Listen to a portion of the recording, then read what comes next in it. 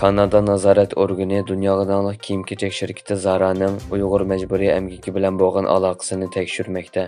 Egilinishcha, Kanada korxonalarini tekshirish mas'uliyat organi Zara shirkatining Uyg'ur majburiy emgakiga chetish ekanligi to'g'risidagi tekshirishning dastlabki natijasini e'lon qilgan. Zara shirkati haqidagi tekshirish o'tgan yili 6-oyda 28 ommaviy tashkilotning shirkat ustidan qilgan arz shikoyatlari sababli boshlangan.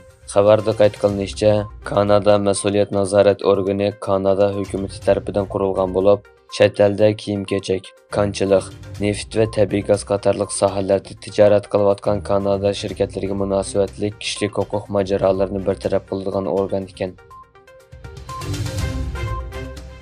Sanoatlashgan 7 davlat guruhi davlatlari tashqi ishlar ministrlarining 8 noyabr kuni e'lon qilgan o'rtaq bayonotida Uyg'ur masalasi tilga olingan.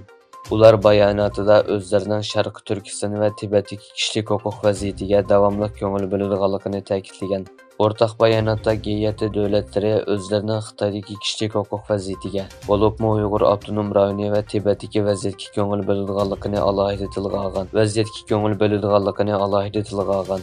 Ular bayonotida yana Xitoyni xalqaro jamiyatda mas'uliyatchanlik bilan harakat qilishga, Birlashgan Davlatlar Tashkiloti nizomnomasining maqsadi va prinsiplariga amal qilishga, Rossiyaning Ukrainaga qarshi urushiga yordam qilmaslikka, Janubiy dengizdagi egilik huquq ta'tilishida xalqaro qonunlarga bo'ysunishga chaqirgan. Isroilning G'azoga qilgan hujumining 36-kuni Arab va musulmon davlat rahbarlari favqulodda yig'in o'tkazdi. Islom hamkorlik tashkiloti bilan Arab ellari ittifoqi birlashma yig'inidan keyin e'lon qilingan xitobnomada Falastin xalqi bexatarlik va tinchlikka erishmay turib, Isroil va rayondagi boshqa hech qanday davlatning bexatarlik va tinchlikni ishga oshirolmaydiganligi isbotlandi deyildi.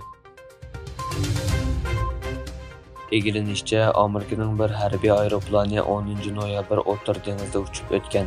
Amerika Yevropa qo'mondonlik organining bayonotida Sharq O'rta dengizda mashq olib berayotgan Amerika harbiy aeroplanining juma kuni kechda tushib ketganligi bayon qilingan.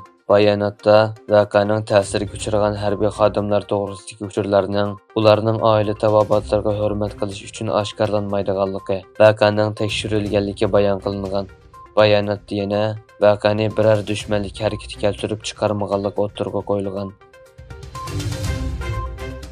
Bugun 1933-yili 11-ayning 12-kuni qurilgan Sharqi Turkiston Islom Jumhuriyati va 1944-yili 12-noyabr qurilgan Sharqi Turkiston Jumhuriyatining qurilish xotira kuni.